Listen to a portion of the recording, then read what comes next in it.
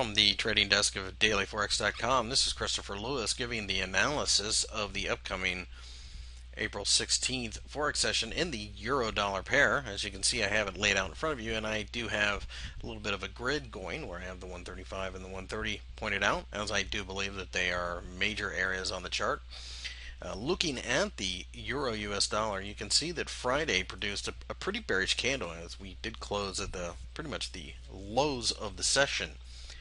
Looking at the euro, I can't help but notice that we may be forming a little bit of a complex head and shoulders.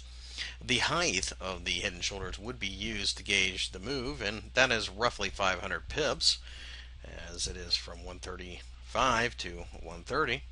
And as such, if we do break the neckline, which for my money is 130, because even if it's just above, the large round number will cause some type of reaction, so we want to make sure that we're clear of it.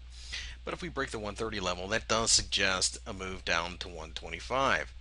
Nonetheless, though, even if we don't get that, a move down to the lows really isn't too far out of the realm of possibilities. You can see there's not a whole lot below in the form of support and resistance, and the low happens to be at 126. So either way, it does look like we could be setting up for a decent move. Of course, we've got to get that daily close below the 130 in order to show that we really have broken through this level.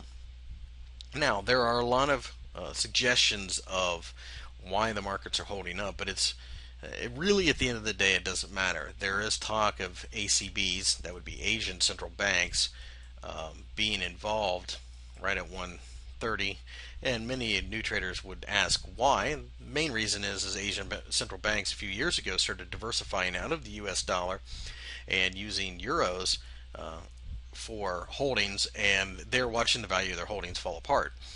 Of course, in reality, that's probably only partly true, as it doesn't seem to be any coordinated effort, but at the end of the day, it doesn't matter. What matters is that 130 is there, and it is affecting the markets. It is an obvious spot, so of course a daily close below that level is very interesting to a lot of people, myself included, and I would be all over a short position in it. Alternatively, we could have a little bit of a bounce, but as you can see, every time we rally, it is a sell opportunity just waiting to happen. And as such, I would be willing to sell if we rise. The first sign of weakness, maybe a 4-hour shooting star, or better yet, a daily shooting star, something like that, I'd be willing to sell for another go at the 130 level. It does look like 130 wants to give way eventually. It's going to take a while. It's obviously a major area, and there has to be a ton of stops below. Once these stops start getting triggered, that will accelerate to the downside, and this could get ugly pretty quick. As far as buying the euro, I'd have to be convinced, and I need to see a daily close above 135. Otherwise, I just can't be bothered.